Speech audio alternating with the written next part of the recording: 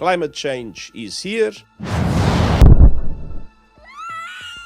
It is terrifying, and it is just the beginning. The air is unbreathable, the heat is unbearable. Hot. Harsh. The era of global warming has ended. The era of global boiling has arrived.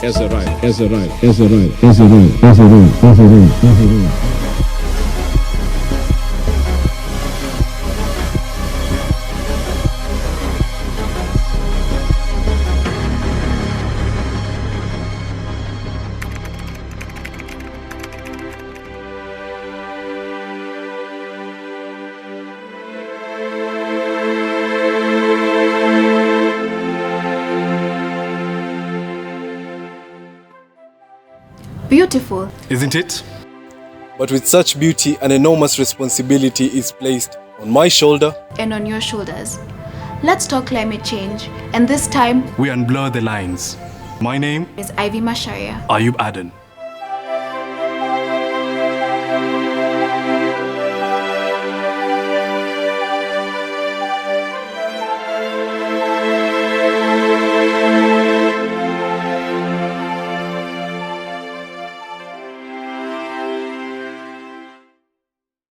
The 2015 Paris Agreement set out a global framework to bring the global warming to below 2 degrees Celsius.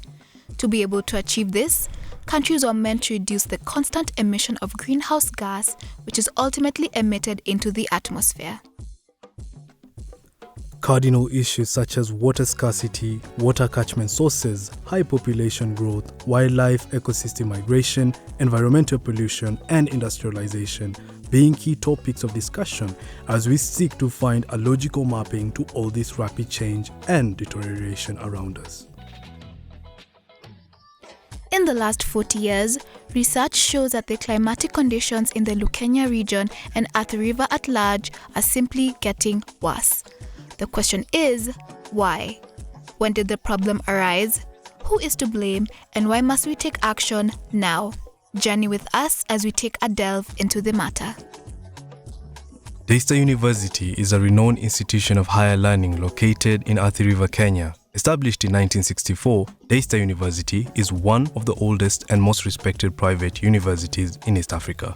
It has gained a reputation for excellence in education, particularly in the fields of communication, business, humanities, and social sciences. The university has two campuses, the Athi River campus being the main campus, while the Valley Road campus being the secondary campus. The Athi River campus is located 30 kilometers southeast of Nairobi, the capital city of Kenya.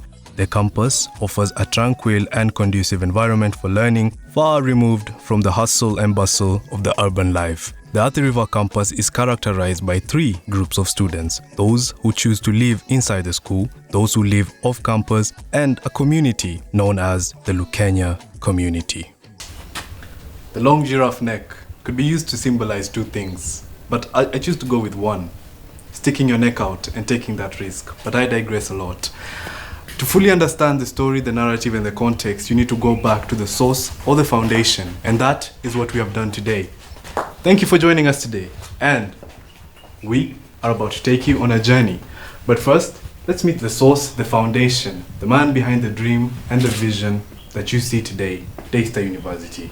Don Smith, thank you for having me. Thank you. You're welcome. Very welcome indeed. Asante sana. We see Donald Smith, the man behind the idea, Daystar, but describe yourself as a human being. Who would you say Donald Smith is? Well, I hope that I'm a disciple of Jesus, number one. That is what shaped my life, and that shapes my ideas, and it shapes what I try to do here at Daystar. And in fact, if I weren't that, there wouldn't be Daystar. No. But I don't know how else to answer that. I can say I'm a father, I'm a professor, I teach, but I think most of all, I'm a disciple of Jesus. You're a disciple.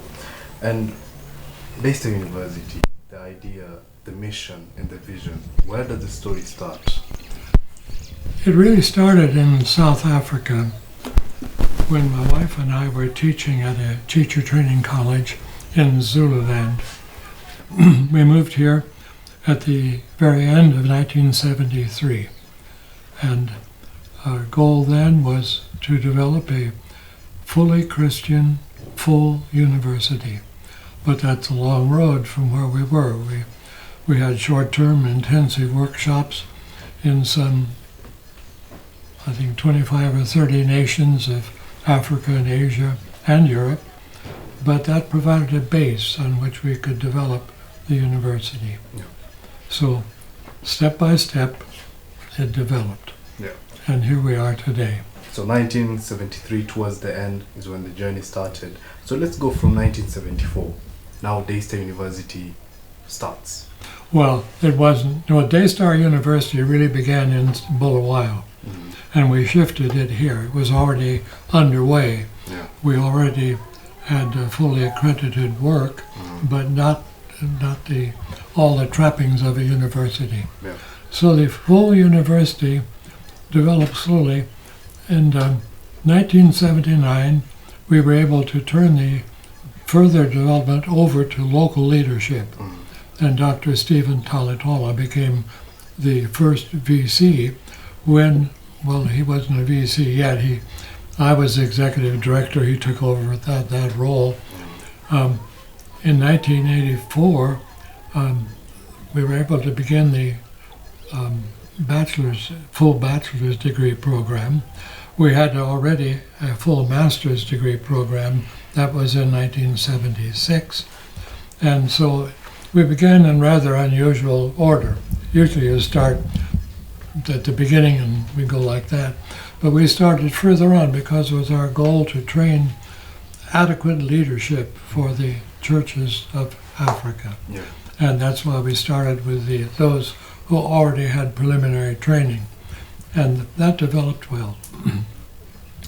I should say that I turned it over in 1979, and my wife and I had further developed it, but we felt that we wanted it to be African Christian University. And clearly, if you look at me, I'm not African. Yeah. I can't help that, but Africa's been our home for many years. But we then turned it over and they asked us to stay for 2 years more. We did. So in 1981, we left and went to the States, accepting an invitation to develop an intercultural program at a graduate school in Portland, Oregon. Yeah. And we did that, but we were back and forth to Daystar once or twice a year. Okay. And so the story, from what I'm hearing, started in Bulawayo, then came to Nairobi. So where did the concept behind Athi River come in? Because right now we are in Athi River. Well, Athi River developed later because we were able to buy the property that is now the town campus. We bought that in 1972 in preparation for a move. There was a grant that we were given to purchase that and make the move. Now, we, as I said, had the master's program and the bachelor's program, but we could not get the charter from the Kenyan government until there was a more ground space. Yeah. The space in town was too limited, but there are other universities that now have even less surface space, Yeah. but they go up. But in those years, they didn't have that concept. They thought we had to go out. So that Dr. Talitola actually was in charge then, and he heard of this land being for sale, 300 acres at the base of Lukenya Mountain. And that was in 1989, I think it was, that this was purchased. And then development began here, but only under the current VC, Dr. Laban Ayero, did this become the main campus.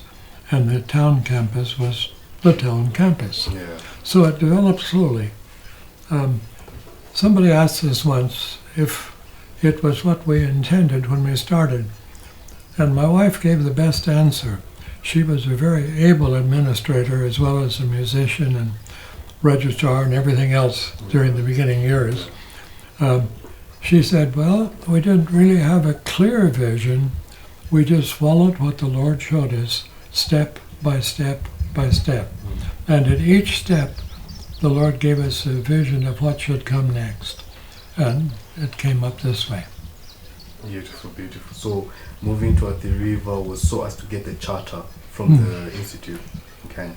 We got the charter No. only in 1994 from the university, from the Kenyan government for the university. Yeah. So describe to me coming to Athi River for the first time in 1989, and how was the weather like? Because I'm assuming nothing has changed in terms of climate. Well, this was all thorn bush. There was nothing here. No. There was no road into this place, just a track. The road had to be built. A dam had to be built to get water for construction. And then later a second dam. And it was a very slow progress, but a lot of hard work. We had grants in aid from Germany, England, the US, Canada, and Japan, surprisingly.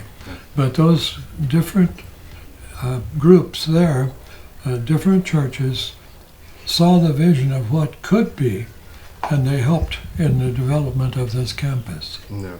The story of Daystar goes back 50 years behind, but Athi River goes back about 30 years behind. So in those 30 years, how would you describe the climate of Athi River in terms of, is it getting hotter in terms? Well, I think it's getting a little bit cooler, actually, because there's been a matter of eliminating a lot of the thorn bush and planting trees in their place. I believe the current VC has primarily led the planting of trees. I think it's 10,000 at one point. I believe it's close to 15,000 trees now have been planted. Yeah. And that will modify the climate. I don't think that the climate is particularly different than Nairobi proper. We are drier. This is a semi-arid area, whereas back of Nairobi, in the highlands, they get all the rain.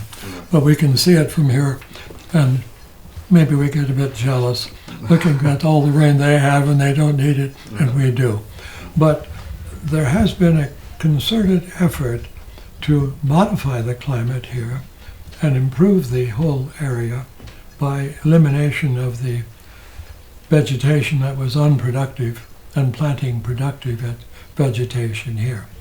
When we first were asked to develop this site for our house and offices as we were in here, the students called this the snake park because they'd killed a python on this land, and in fact we killed a cobra in our studios downstairs one time.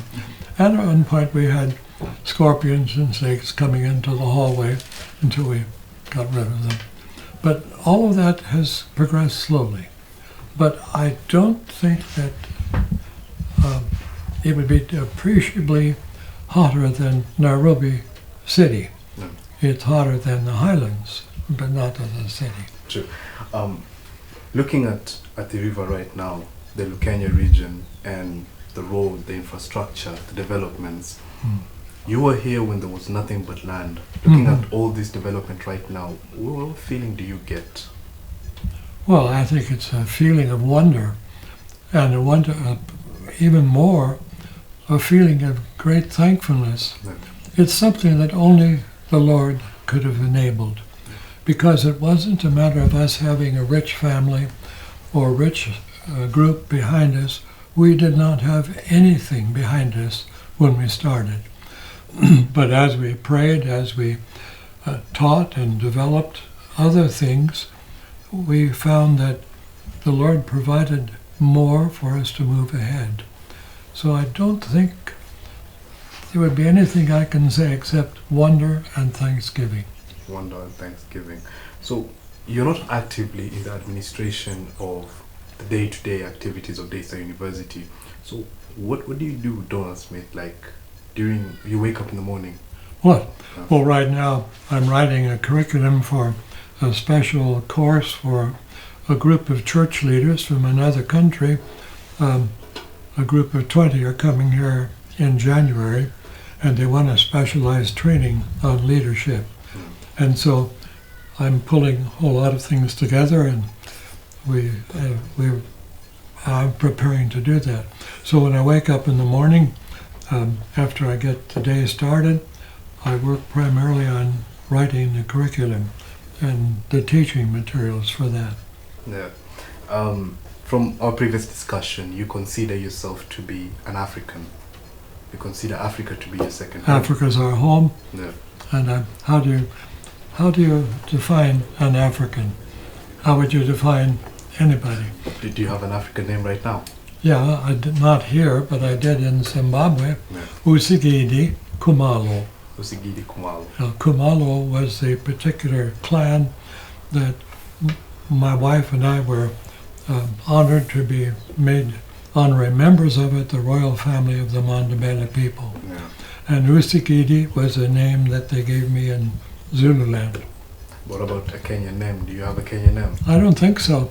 By now you should have What a you- Kenyan name. See, when we were in Zululand, we knew we were with the Zulus. Yeah. When we were in Zimbabwe, we knew we were with the Mandebele. Yeah. But who are we with here? Who is Kenya? Yeah. Something people might not know. Your Swahili is actually getting really better. I mean, give us a sense. I only understand a little Swahili, unfortunately. And when I start to speak Swahili, what happens when I can't remember the word? A Zulu word pops up because it's, of course, related languages. Yeah. And I did speak Zulu and Sindebele Yeah. to teach and to preach, but I don't do that well in Swahili. No. I wish I did. Give us a sentence. Well, the trouble is, whenever I try Swahili, Yeah. I stumble along, and then the Kenyans are very courteous, and they say, well, they answer me in English, and that doesn't help my Swahili. But iko sawa. Yeah. Okay. So, finally, you have been in Kenya, in Daystar, at the river for over 50 years. The story goes back over 50 years. What do you, as a person who has been here for all that time, how do you see the future looking like in terms of the climate in this area, Daystar University as an institution, and Kenya at large? Well, physically, I think the climate will, on this site, will moderate as the trees mature and they keep on planting them. There's 300 acres here, which is a lot of land, and there's a lot of place to plant more trees. But when you get 300 acres and the trees mature, that will cool the climate and will also raise the water table, and there'll be less runoff. It'll be greener. It'll be like a larger oasis. Thank you so much, Noel Smith. That was all we had, but I'd like to really appreciate your hospitality to the team and for honoring us with this, interview. What's your parting shot? My parting shot. Yeah. Well, thank you. I hope that you will find this useful. I hope that you will remember that the purpose of Daystar is to not just educate people, but it's to change societies and to change nations in due course by helping them follow the ways that God has ordained and planned. When we take our own way, we always will end up in disaster. But when we follow God's way, we will end up with success. Thank you so much. That was Donald Smith, the founder of Daystar University, and a man who's yet to get a Kenyan name. That's to you. You need to give Donald Smith a Kenyan name before the year ends. Which language would it be? Assuming since we're in an area which is predominantly Kamba, Yeah, you need a Kamba name. I don't know a Kamba, so I couldn't say.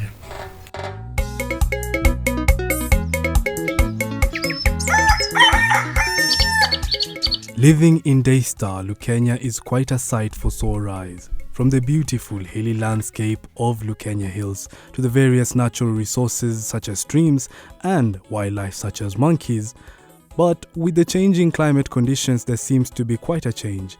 Lukenya region Athi River is found already in the temperate climate, which experiences a high temperature from 20 degrees Celsius to 24 degrees Celsius and is in no doubt prone to drought, which is a cause of depletion of some natural resources. While this climatic condition predisposes Lukenya area to these conditions, there's even a greater danger presented over time with climate change. As seen in the last 20 to 40 years, Lukenya area was sparsely populated, a thicketed forest, a home for wild animals, and free of environmental pollution, as opposed to what it is today. Speaking to some faculty and staff members, they share their stories of Daystar. My name is Maurice Kioko. I am senior registrar in Daystar University, and I'm also an adjunct lecturer in computing department. My name is John Yida Dungani, commonly known as Muda. I work in the Student Affairs Department, Sports Section. My role is to ensure that I take care of the student activities and facilities, to ensure that all facilities are ready for usage for all our teams in the university. I am a sports and recreation assistant. How long have you been in the Daystar community? Probably when I was 10 is when I moved into this area. And again, I joined Daystar in 2009 as a student. Up until what point? Up until 2013. Then I transitioned from the student to staff in 2014. I've been in Daystar for the last 27 years. This is my 28th year as a staff in this university main campus. Can you tell us if you've experienced or seen any climatic changes in this region? A lot of things have changed in terms of how the area looked like before. One of them, it being influenced by the population index of this place. There was a lot of wildlife before. Again, now everybody has moved into this area and people are building structures. It's rare to see how things they used to look like back in the days and how they look at this point. So the whole thing of climate has changed, and major influence is the human. There are so many climatic changes that I would identify to have experienced in Daystar. The time I came to Daystar here, we had a lot of wildlife, we had a lot of bushes, we had a lot of animals that people had reared. Of course, the population was lower, and currently all that is not there. Because when we came here, we had even a lot of sisal plantations around here. We had flower farms off on Mombasa Road, and we had so many people who would keep animals. The Maasais would move because this was a very good grazing area. It did not have a high population of animals, except for wildlife, zebras, giraffes. Sometimes even we had an incident where a lion had actually escaped from the Nairobi National Park and had come to this place. But now all this has changed. The place is very dry and bare. And now it's as a result of climatic change. So what are some challenges that you've encountered with these climatic changes and the climatic conditions in general in the area? I can say that looking at the way things they are today, like you can see now in August, and it's still cold. Back in the day, August was one of the hottest months, and then we'll get into September, then in October, then the rains will start in the mid-October. But it doesn't happen like that anymore. This cold starts all the way from June, July, August, and then the September has become one of the hottest months. So there is a lot of influence which has changed, because how people used to behave back then, even how the animals used to move around, it has changed a lot. As we understand, this is something that is happening globally, right from the ozone layer. We are not experiencing our normal rains that we used to experience before. And then the human population that has increased, where we have a lot of human beings, we have a lot of destruction. Like the people who are burning charcoal for energy have messed up the area. They came and settled in, so that whatever used to provide some good shade to the ground and even attract rain has been cleared. Hence, the drought has increased in this area, We do not have good vegetation, no longer the forests, nor even the size of plantations that we used to have. Human encroachment into these areas mainly caused all of this. And when they come with animals and their relatives. So they settle both humans and animals, livestock mainly. So how do you cope with all these changes all around us? Well, you just have to adapt with everything. The world is changing everywhere, and the climate is also changing. So we can either reverse back how the things that we have done, so that we can reverse the way climate used to be. But across the world, everything is changing. Even the climate is changing. So you just have to change with the change. The way we cope with this hot weather, number one, we have a lot of campaigns that are running both on our media and the rallies that we've had with our leadership on what we have to do as alternative. Number one, people are finding alternative ways of having water. That's having dams, boreholes, bigger storages that whenever it rains, you have water to sustain yourself. And during these hot seasons, people are now improvising to have sheds. We have now started planting trees to take care of what indigenously used to be there and has been destroyed with the people who are burning charcoal. We are now trying to keep fewer animals, unlike that other time when we used to keep a lot of animals that would actually overgraze the land and leave it bare. So people, we are coping up by adjusting as we get the knowledge and skills about the same. Do you think it's feasible to go back and say that we are not advancing as we're going to go backwards? I don't think it's logical to really move back to where we used to be. There's a lot of human intervention in terms of climate change, and the population is growing. The 50 years ago, the world population was not as it is today, and there's demand for growth. People want to build. People want to construct new structures. Businesses are growing. So the way things used to work and the way things worked like maybe 50 years ago, it has changed. Going back at 50 years back again, I don't think that is going to be possible. The only thing we can do is to reduce human destruction to the climatic conditions that are affecting our environment. So we need to cut down the carbon emissions that we are releasing to the atmosphere. We also need to figure out new ways of coming up with other sources of energies so that we don't keep on pumping more carbon into the atmosphere. I think number one, this being a learning institution, we have to sensitize the community around about climate change. We can educate people on whatever would happen to them if they took care of whatever trees that are planted or the trees that are still remaining. What would be the effect? Because some people think when you destroy the climate or the environment, you are destroying for those other people. They do not include themselves. So we would want Daystar as an institution to educate the people out here on the effects. For example, when we don't have water, the entire community will suffer. When we have no shade, even our children will suffer. When we have no grazing areas, even our animals are dying, then we will have no income, will not have food, and we'll have nothing to sell in terms of animals which we sell and we get fees for our children. So we need to educate the masses. We need to run campaigns to ensure that these people plant trees and get to know the importance of trees and how to keep the little water that we get, especially through the rains, the boreholes and other things. I think Daystar should be able to help by building a dam in here and supply water to the outside community. Lastly, you said that you're part of the Daystar administration faculty. So what do you think is your corporate responsibility in the environment? I've been teaching for some time, and one thing I emphasize when we are in our class, there's something called, because I teach computing, and one of the major factors that has really ruined the climatic conditions in Africa and also in the world is the technology advancement in technologies.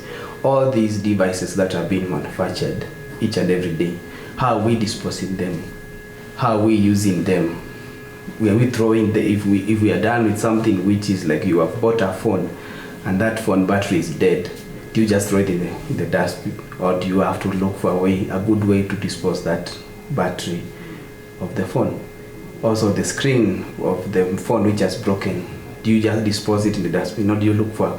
So I have been trying to educate people on how to mitigate these issues, because if we don't do it right now, then chances are we're going to have a lot of e-waste, which is electronic waste, which we don't know where to take it. So in most scenario is that I teach something called green computing. And green computing is where you educate people, even the sources of energy that you're supposed to use. You come up with renewable energies rather than using non-renewable energies which are destroying our environment. I know sports is a very powerful tool. It's only sport that can bring people from all cadres of life together. Sport knows no boundaries. It will bring people from every ethnic background and they will come together. Once we rally people out in sports, whatever direction we take, I think will be very attractive to the community. This is the only place whereby it will break the barrier of political parties and political angles and political affiliations. So I think as a sports department, if allowed and with an opportunity, we can have tournaments and leagues out here that would help us educate our people on climate change. And that would be a better position for us as Machakos County. Okay, thank you very much for your time. You are welcome and wish you well. You're welcome. Our climate, our responsibility. Our climate, our responsibility. With a high population growth of people moving from urban to suburban areas due to the clean water, fresh air, free from noise and air pollution, some come here in search of jobs while others, such as students, come here in pursuit of education. However, this has caused changes in the environment. Kwa majina naitwa Kioko. Mimi ni mfanyikazi wa hapa Kenya for like 10 years down the line. Kwa majina naitwa Damaris. Mimi ni mkaaji wa hapa Daystar. My name is Noah Karoli. I am a businessman, CEO and founder Noah Distributors. Naomi Kasioka or Mama Martin. My occupation, I'm a business lady, as you can see. I'm in my shop and I'm very happy. I have lived in Kenya since 2017. That's close to 5 years. Niko na miaka 8 hivi. Nimekaa hapa sana. Like 10 years nimekuwa hapa nikiwa mwanabiashara. I've lived in Kenya 10 years for now. I moved in Kenya to do business. Nothing else than business. I moved to Kenya to study as a student at Daystar University. Thereafter, I started my business, Noah Distributors, which hires bikes to students and hotels around, and that's why I'm still residing in Kenya. Chenye kilinifanya nikuje huku ni biashara. Mimi biashara yangu ni hapa, nauza mboga hapa, nauza na shop hapa, na shop hapa. Nauzia unga, nyanya. Na maisha inaendelea. Kwetu si biashara. Ukiangalia like kwenye wako hapa hivi area ni wanafunzi. So utapata msee ameamka tu anataka kimaziwa, kimkate. Haizi amka anze kuulizia kama kuna misumari, mabalbu, tukaa hizo saa hizo zote unaleta in one shop. The main natural resource that existed around Kenya is a lot of sand. Residents have continued to mine sand around, and it has caused a lot of soil erosion. And also, unfortunately, it has also caused deaths of some members of the community. Tunaona sometimes lorries they are fetching sand.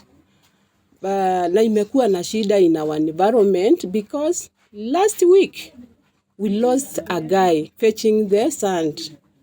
So that is very sad. If they can be changed, they fetch from other places where they cannot be armed. It could be better.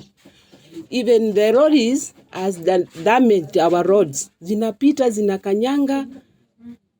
it has a lot of dust because of the heaviness of that lollies which they are carried, the sands, the stones. So it has changed a lot. Hiyo ndio sasa kwanza shida kabisa. The population yetu imekuwa ni shida, vumbi, imekuwa tu tukigojeka homa kila wakati. Ndio lori zinapita hapa na speed zingine mbaya mbaya, zina cause accident, zina cause barabara zinaharibika.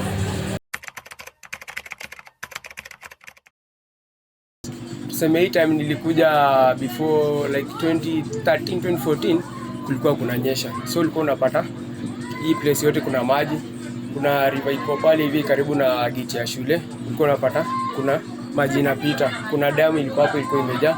Lakini nowadays maybe to climate change, hawa wase wanachoma makaa nini, unapata ina affect na hizi factory because around here at the river. We used to have a lot of rains in March, April, and May, but now we don't have as much. Actually, the last time we experienced long rains is sometimes like 2 years ago.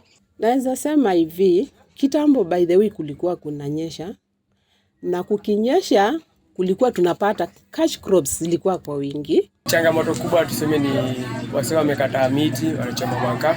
Ndio unapata place ka hapo hivi, wase wengi wanatumia makaa kupikia, watumii gas. So unapata ile ukata miti inafanya mvua isikuwe mingi area. Yes, water scarcity has been there since I came to Daystar, Kenya, and till now it's a big issue. You'll find that some hostels don't have water. People have to go for many kilometers to fetch water. We have some wells around which are not enough to feed the people in the area. Changamoto ya maji iko mingi sana. Kwanza maji ya huku kupatikana si rahisi. Kupatikana ni shida kabisa. Saa zingine tunapata maji ya chumvi hiyo mingi. Kupata yenye fresh ni tunatoka mbali kabisa. Na yenye hiyo ya chumvi bado inatoka mbali. Kuna yenye tuliwekewa pale lakini walifunga. Sijajua sababu ya kufunga. In Kenya we had no water. Even now we don't have. I can say we have water. We don't have water. So I have to buy water. And it's very expensive. For now, we buy 1 jerrycan for 20 liters, for 20 bob. But it is hard water, not soft water. But now imekuwa changamoto because now kupata sukuma, kama hii mwaka iliisha, kulikuwa na ukame, a drought. Tuseme kama nchi mzima Kenya yetu. So ilini affect kama mimi mwanabiashara. Maana commodities zenye nilikuwa napata kama sukuma, kama cabbage, tomatoes, zikakuja ina high price. Na wateja wanakuwa wanalalamika. Kama ni mboga yenye nilikuwa namwekea 20 bob inaweza kuliwa na watu wawili, 20 bob now inakuliwa na mtu mmoja. So hiyo ukame ikakuwa imetukata kibiashara. Vitu vimekuwa high price na haziko. So ilini affect sana. Ukosefu wa mvua sana ina cost vitu zingine kama tunapata nyanya, saidia kwetu hii kinanye Kenya. Ina cost nyanya zipatikane, kitunguu, hiyo makabeji, then vitu fresh asipati. Tunapata vitu zingine hatupati. Tunatoa Nairobi na hiyo changamoto ya kutoa Nairobi mpaka hapa. Hiyo ni transport issue. Previously when it used to rain, you could see the green nature, you could love the nature. But now when the grass is dry, the trees are dry, it's no longer beautiful. So it has really affected my business, whereby my clients are not able to see the beautiful scenery of Kenya. We also have lost many animals. We have some wild animals around. The zebras, the antelopes, the giraffes have ran away, some have died because of the change of the climate. So it being a reason for my clients to come for cycling, it has really affected my business here at Kenya. Sometimes naweza kosa kuuza mboga. Why? Because siwezi pea mteja kitu chenye mboga zijaoshwa. Vile mi siwezi kula, I cannot give my customers. Uwezi pea mteja kama tunda alijaoshwa. You can't sell veggies without washing. Even nowadays, kulikuwa na ugonjwa wa corona, we have to wash our hands to serve customer. Kama tunasapota mtu anatutengenezea boil, hiyo tunaweza fanikiwa sana na maji. Boil maji kulimidi. Shida ni mwenye amejitokezea kututengenezea hiyo maji. I think we should try and see how we can store water. We can have dams. I think the county government should take a step and construct dams to store the water when it rains, so that when the dry season comes, people can still have water around. And also people should also make sure that when it's a rainy season, they fetch enough water and store water in their tanks and drums to make sure that when the rainy season is back, the dry season is back, they can as well continue using the water. And also to mention, we also have the people who owns the hostels around. They can try to have underground tanks which fetch the rainwater. So where we have the parking area can be the underground tanks which can fetch water from the rain. I think the school and the government and the community should partner to dig, to drill more boreholes, so that we'll have enough water in the community. Chenye naweza sema tuseme wasee hapa shule, sisi hapa hivi watu wa community tuamue tu na mkondo mmoja, tuseme tupande miti, to take care of our environment. Takataka tunadhichoma nini, tukipanda miti italeta mvua, so kutakuwa sawa. Like for now niko na dustbin hapa nje, kuna mwingine hapa ndani. Kama msee amenunua kitu, mimi prefer namwambia aike kwa hiyo dustbin, nikimaliza natupa huko nyuma na choma. Kama ni kitu plastic ya kuchafua mazingira. Okay. Venye na dispose huo uchafu, kwanza niko na lita bini yangu iko kwa kibanda hii yangu. Mteja akikula tunazikusanya mahali pamoja, na baada ya kazi nikifunga kuna disposal pit yenye ninaenda kuirusha, zinachomwa hapo. Sometimes hizi kama za sukuma, bananas ni chakula ya mifugo. We have our neighbors, they have mifugo. So nawapea wanaenda kulisha mifugo yao. Hivyo ndio natumia. As you can see in my office, I have a litter bin. That's where I dispose my litter. Then we also have a litter where all the litter is assembled and picked by the county government. That's how I dispose my litter. I think kila kibanda iko na kina dustbin. Alafu wengine wenye tu wanajiachilia wanatupa ovyo ovyo. Alafu hakuna watu wa kuokota. Especially wala wakati sijui wanafanya kazi gani. Ndio hapa tuwaone kabisa. I would suggest that we have more litter bins stationed in different places of campus, so that both the student and the community can be able to dispose the litter where it's supposed to be. Then the county government can then collect the litter bins and put the litter where it's supposed to be. Number two, in collaboration with the community and the school, the school government and the various departments in school, they should organize, for example, a day in a month or 2 days in a month where all the students of the community clean the environment of campus. I think that would really help and make people more responsible of disposing the litter. Number three, the community and the students should be educated on the importance of disposing litter where it's supposed to be. tuongee na ma landlord makiateka waeke tuseme kila hostel waeke kitu ka dustbin. Sasa akimaliza tu anaambiwa tunastahili kuweka takataka kwa ile dustbin, so wasichafue kila mahali. Huwa sometimes wanafunzi wa chuo chetu Daystar huwa wanatupea hiyo imizo na wanatokelezea, wanatuonyesha mfano.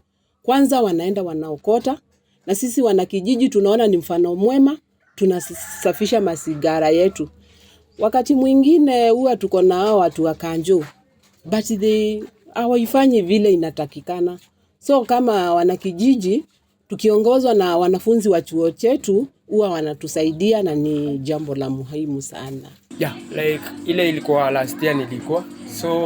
So far inasaidia. Juu tuseme like imbo imeisha ya April hapo hivyo kumenyesha vizuri, kumekuwa green, kulikuwa kumekauka. Tuseme hii kuchoma hizo takataka, kusafisha mazingira like inasaidia so far. Naona matunda yake. Kama zinaweza patikana kama nini au watu wa road za kudust na kota itakuwa mzuri sana. Sasa hii Daystar imejaa watoto ni wengi. Nataka usafi. Our climate, our responsibility. Our climate, our responsibility. Our climate, our responsibility. Our climate, our responsibility. They say money doesn't grow on trees, but you say green, I think of trees. Welcome to Daystar University, and let's have a look how the future looks like.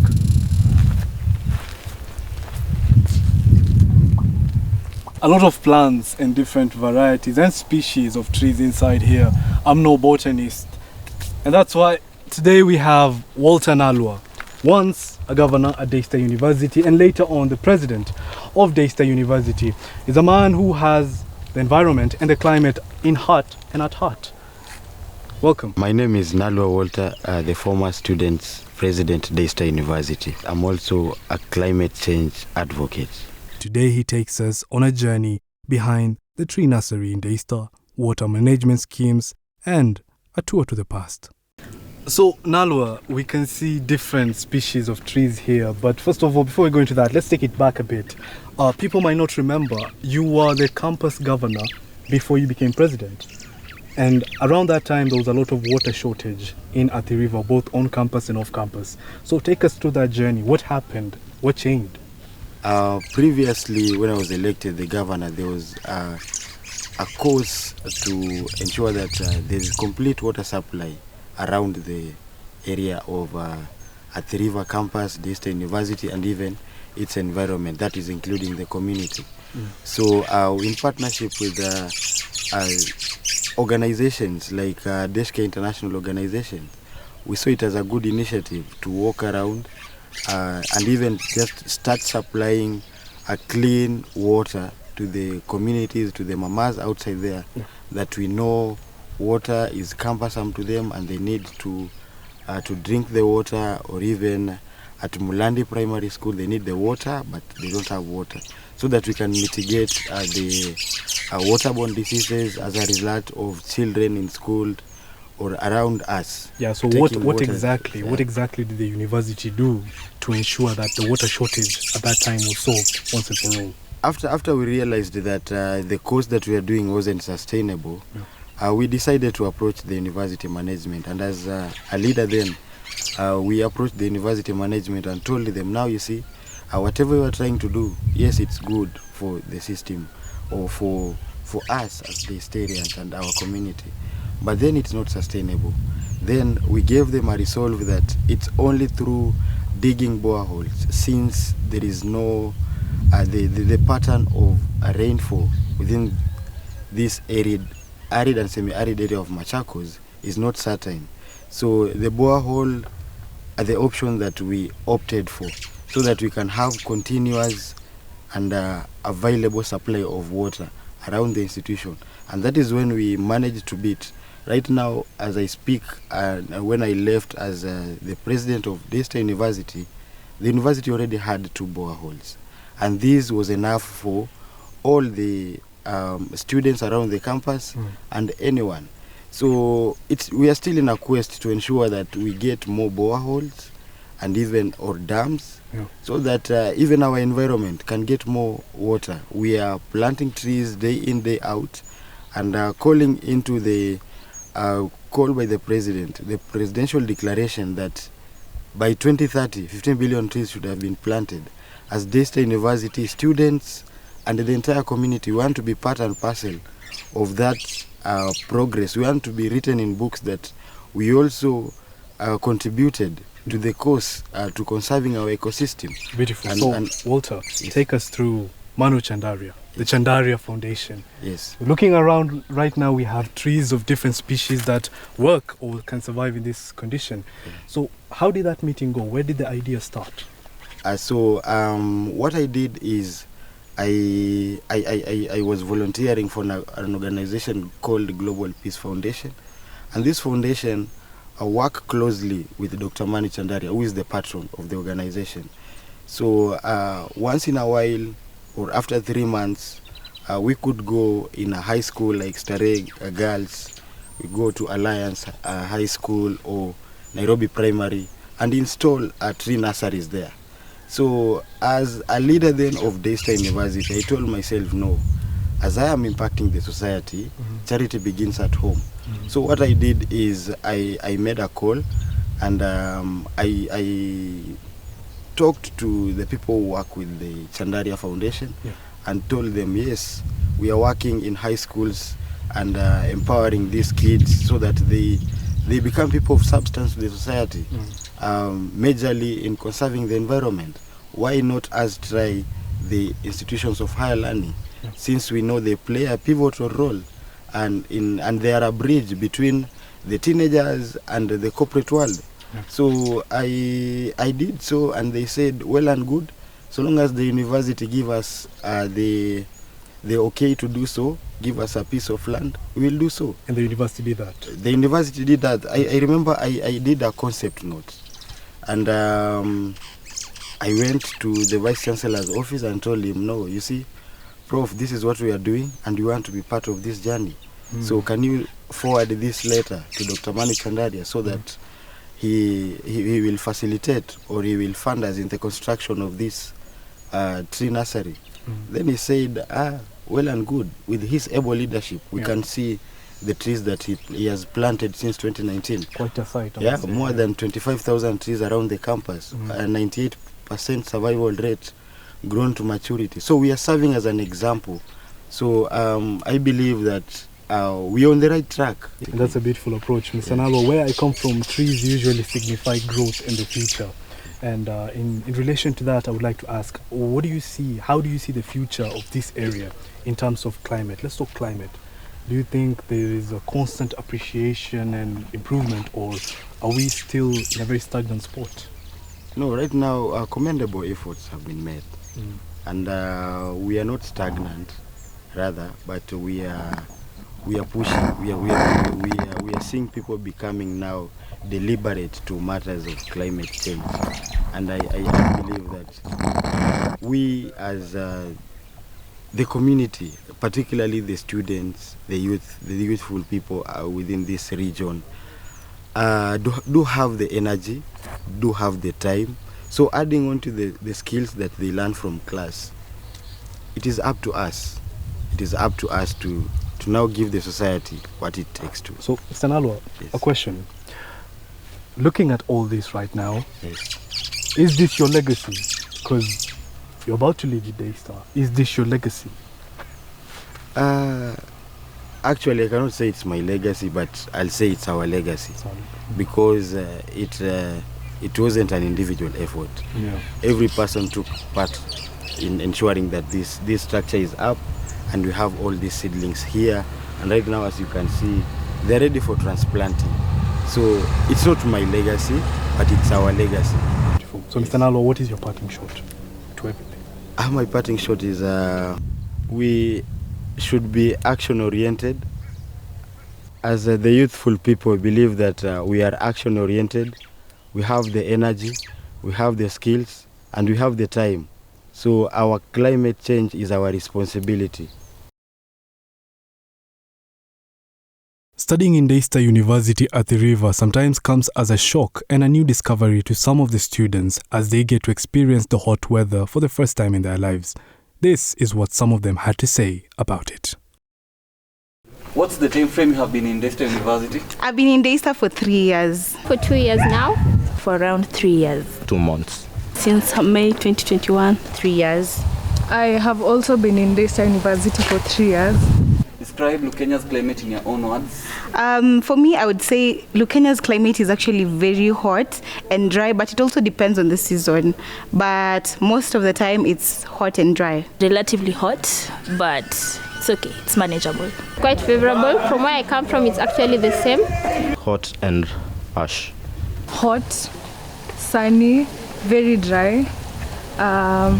Relative extra wind. There's a lot of cloudiness, especially in the evening, and a lot of coldness in the morning.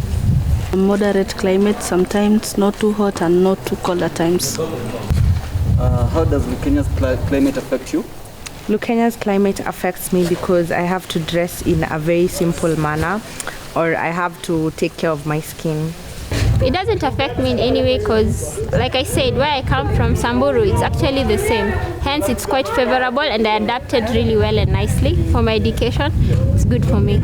It's not friendly to me due to the harsh climate that is hot. Lukenya's climate it's too hot for me. I'm not used to all these high temperatures. Doesn't affect much, but when it's too hot, I see changes on my skin. That's my face. Sometimes it makes me so uncomfortable, especially when I have classes in the afternoon. I decide sometimes not to go, not because I don't want to go, but it's because I feel like it's too hot and I'm trying to, keep my skin glowing and all. Another reason is, and I mean another way it affects me, it makes me lazy. Sometimes I just feel like I need to sleep without doing anything. When I go to classes, I feel sleepy for no reason. And basically, it's just equal to, you just have to adapt to it. Yeah. Are you environmentally conscious? Well, I am. Yeah, I don't like littering. Yes, and yeah, I like sweeping. Yes, I am. We try to. Yes, I am. No, I'm not. Sometimes, yeah, sometimes, no. Most of the times, nah. How involved are you in the climate change movement? I have participated in several tree planting occasions and tree planting movements or seminars. We are involved in the climate change movement because we've taken part in tree planting organizations and we try to conserve the environment. I'm not involved, yeah, but I would love to be involved. I'm an activist against tree cutting, hence I am very active. Okay, I'm not very much involved in the climate change movement, but I'm aware it's there. I'm not involved.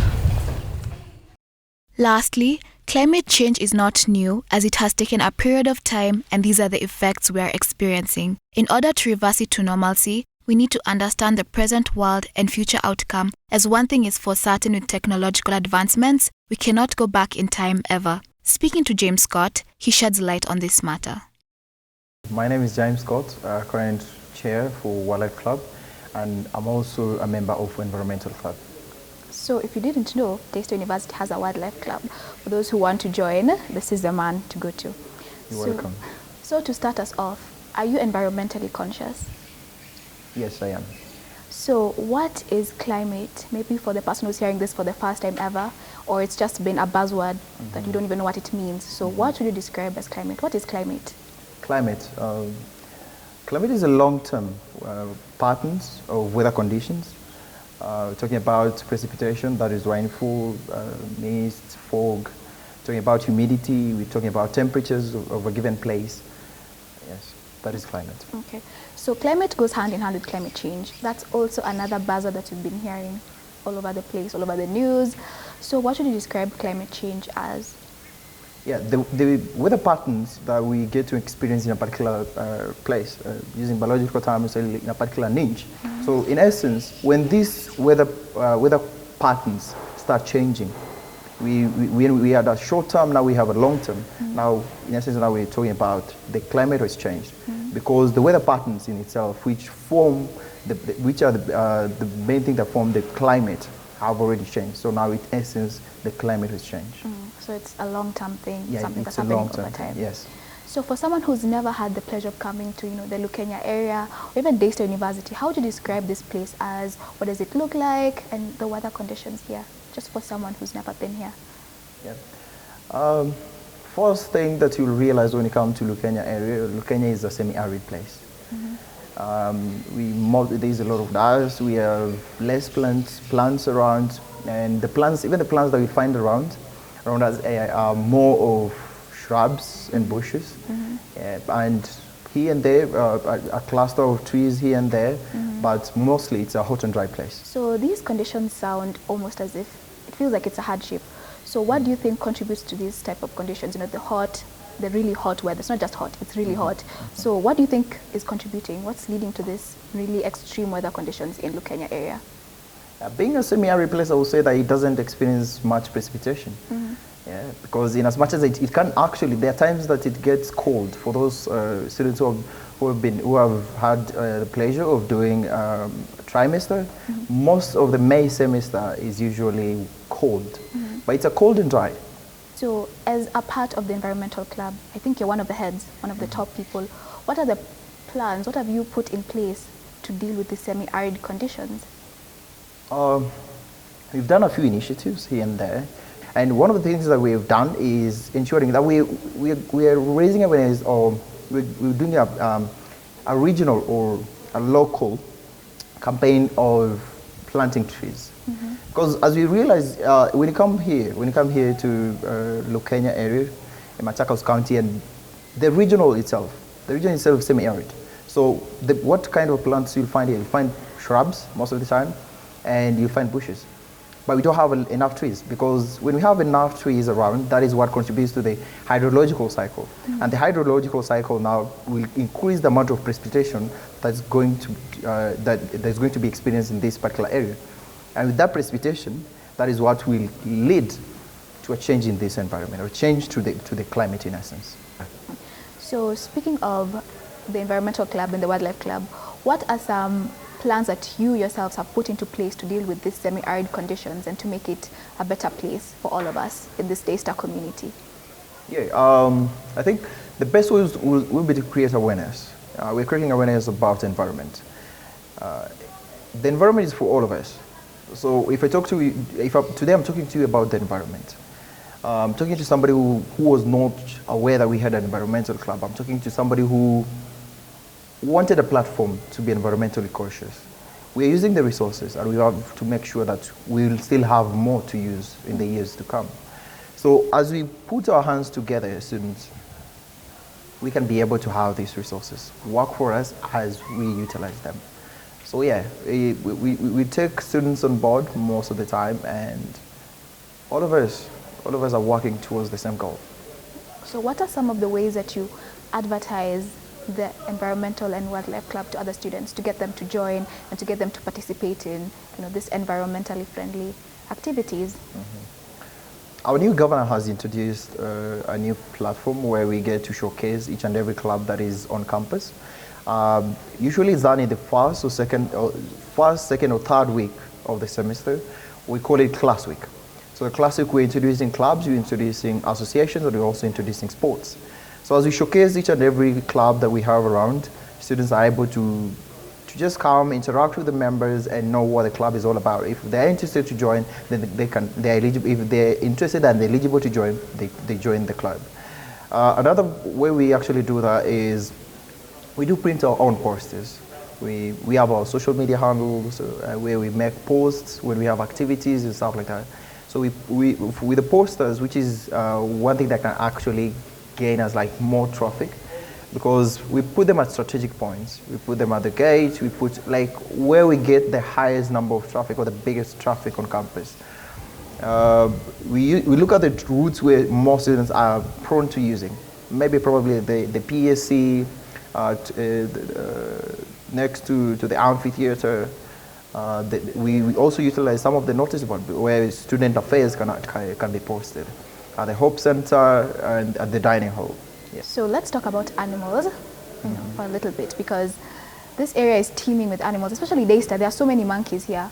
But when we go outside the walls of Daystar, we've seen, like, over the years, there was a time when you would pass by and you would see giraffes walking on the sides of the road. Deep in the forest. You could, as far as the eye can see, you could see animals walking around. But over the years, we don't see them anymore, ever, hardly ever. So what do you think may have contributed to this phenomenon? In the world of wildlife, I would say we usually have, there's a season that animals get to migrate from time to time. There's one iconic migration. A few documentaries have been done on it about Serengeti wild beast migration, Masai Mara and Serengeti. So from time to time, there's a particular season that you find the wild beasts are moving from Masai Mara going to Serengeti and the vice versa. You find that there are also seasons. We are all aware of the pink carpet that we have on Lake Naivasha. So there are times you find that this particular season we don't have flamingos anymore. Why am I talking about all this? It's the same adverse effect that happens here in Daystar. Same effect that happens on the animals that we have here in the region. Because of the climate change, the world is changing. If you compare the temperatures that were there, the average temperature, annual precipitation, annual climate, given that Kenya, because Kenya is still in Kenya, right? Yeah. And Kenya is known to have an equatorial kind of climate. So where we're located and we get to experience in the arid, you look at it and think, okay, this really doesn't make sense. But from time to time, as climate changes, this is just the same way. When you find a better job or a better pay, you move. So the environment that we're currently living in, the capacity threshold, and as the climate is changing, these particular animals they now feel like, okay, this place is no longer inhabitable for us. So the only way they can be able to survive is to inhabit another place. And that, in essence, will cause them to migrate from where they are right now and move out. Because they need a particular, like, for example, if we're talking about giraffes, wild beasts, giraffes are generally called grazers. They need shrubs, or they need a place where they can actually graze. It's rare for you to find a giraffe bending down and grazing on the land. Most of the time it eats on the shrubs. So if these shrubs, because of the climate, is cleared and they have nothing to feed on, then in essence it will cause them to move out. Because at the end of the day, they still have to feed. They want to eat, but the food is not there. So they move in search of food. So lastly, what is your message to people out there, and people even who are watching, about the environment and climate change, especially with these rapid advancements in technology and industrialization? What would you say to people about the climate? Technology is good. Industrialization is good. As we come up with new innovative ways of creating jobs, as we come up with new industries, as we come up with new technological advancements, we need to make sure that we are doing it in a way that is sustainable, so that we don't create, like, we're coming in with a solution to an old problem, and in essence over the years we're going to create another problem. So let us embrace the new technology, let us embrace new startups, new industries coming up, but it should not be at the cost of creating over the years now, because if it is a short-term gain and a long-term effect, or a long-term cost on people, then it is not worth it at all. So let's embrace everything, but let us do a sustainable development. That is my point. So thank you so much for your time, and thank you so much for your input. We've learned a lot. Actually, we have. I have personally learned a lot. Right. It's always fun to get to educate each other. That means we're actually growing. Thank you also for the invitation, and I hope there will be more of this where we get, because at the end of the day, it is our responsibility. We need to have these conversations. Yeah, we need to have these conversations. It is without a doubt that the effects of climate change are being felt in the Lukenya area. The ways to alleviate the effects of global warming as discussed can be boiled down to environment conservation through tree planting and trash collection, and fostering a sense of accountability in the community. Our climate is our responsibility. In retrospect, as you have seen and heard, a lot should change. No, scratch that, a lot must change. This is not the end of the conversation. If anything, it's only the beginning. Our climate. Our climate. Our climate. Our climate. Our climate. Our climate. Our climate. Our climate. Our climate, our responsibility. Our responsibility. Our responsibility. Our responsibility. Our responsibility. Our responsibility. Our responsibility. Our responsibility.